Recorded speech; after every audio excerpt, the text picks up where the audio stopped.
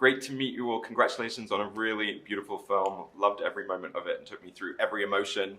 The film is world premiering here at Tiff. What was the experience like of sharing the film with an audience for the first time? I'd love to hear from each of you about that. Yeah, it was all the emotions that you could think of. It was exciting. It was nerve-wracking. For the past 16 months, all I've been thinking about is, what is it going to be like to sit down with a live audience, and are they going to like it? Are they going to hate it?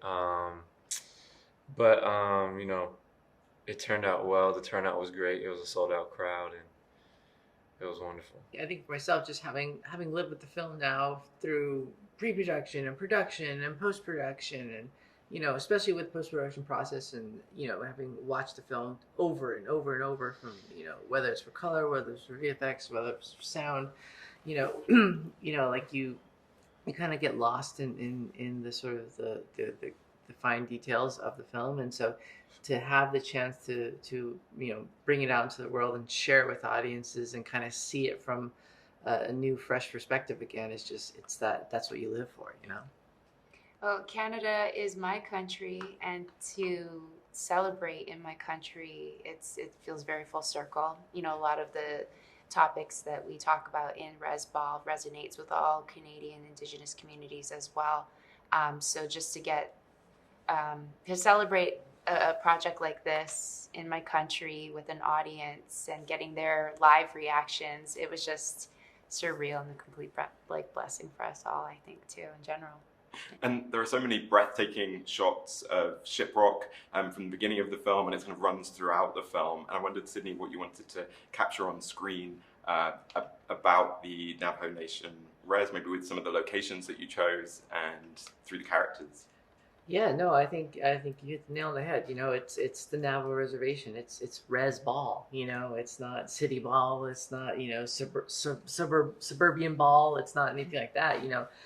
So it was really important from an authenticity standpoint. They were able to shoot on the reservation. There's just there's a texture. There's a sort of almost like a spirit to the land when you're there, and I think being in that environment just allowed everyone to kind of like really sort of inhabit the roles and the characters, and with that backdrop.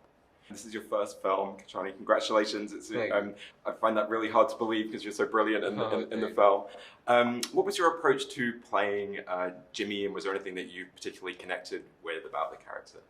Yeah, my approach to playing Jimmy was, I'd never acted before, so to try and throw out my notion of what it means to be an actor, or what it means to act, and just ultimately try to be myself as much as possible. And drawing from my own experiences and using the script really as a sort of as a roadmap to Jimmy's arc. How about for you, Jessica and Pratt, and creating this dynamic, the coach player dynamic too with the character? Yeah, well, in my personal life, I work a lot with the Indigenous youth and a lot of young men. So I was able to draw from my personal life experiences, and that was a big part of why Sydney and I sat down for coffee, and she wanted to give me the job. It's I could just bring a lived experience of working with young men to the dynamic between Heather and Jimmy.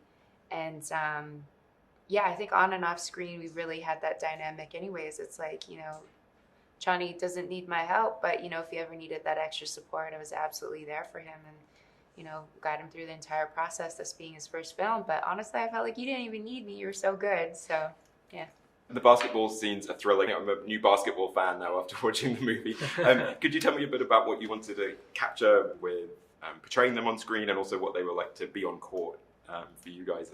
One of the big things that was important for not only myself but for Netflix and for everybody is that the kids in the film actually had to be able to play basketball. So we put a casting call out, and we got 5,000 submissions for 10 roles of the players. But not only did they have to put themselves on tape, doing their auditions, but they also had to do 3 basketball drills. They had to shoot a layup, shoot a 3-pointer, and shoot a free throw, and film themselves doing it.